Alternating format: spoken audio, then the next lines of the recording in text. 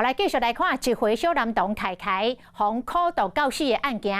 今仔日第一届来开调查庭，想袂到一开始，这年母的律师就向法官来提出着定数的问题，讲这个案件未来会有国民法官来参审，应该改为不公开审理，避免媒体报道来影响到心情。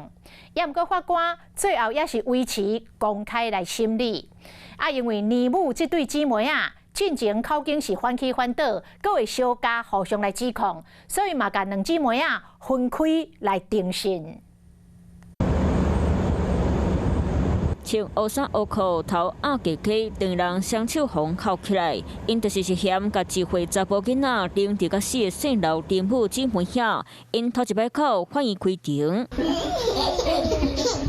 姓刘的林母姊妹去年底甲凯凯苦毒，除了按囡仔目手绑起来控制伊心痛，甚至用胶纸爬过背影，刺死10分，害查甫囡仔长期营养不良枵死。法官认为两人斗康白证据，裁定押3个月，以拎着囡仔致死等3项重罪起诉。头一摆开调查庭才打开始，姓刘的林母辩护律师就出招，甲法官提出天税问题，讲因为本案是重大案件，未来要由国民法官参审。避免媒体大量报道，影响国民法官心情。主张调查庭应该无公开进行。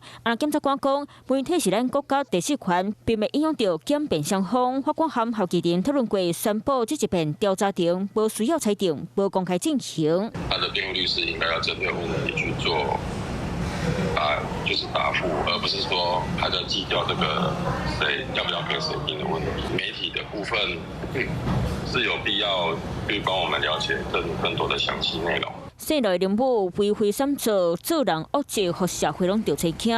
两人侦查过程讲话反起反倒，甚至互相会提责任。调查庭就会将两人分开定审，外界希望还有开一个公道。甚至林母姊妹佫要求无公开审理，互外界拢看袂做。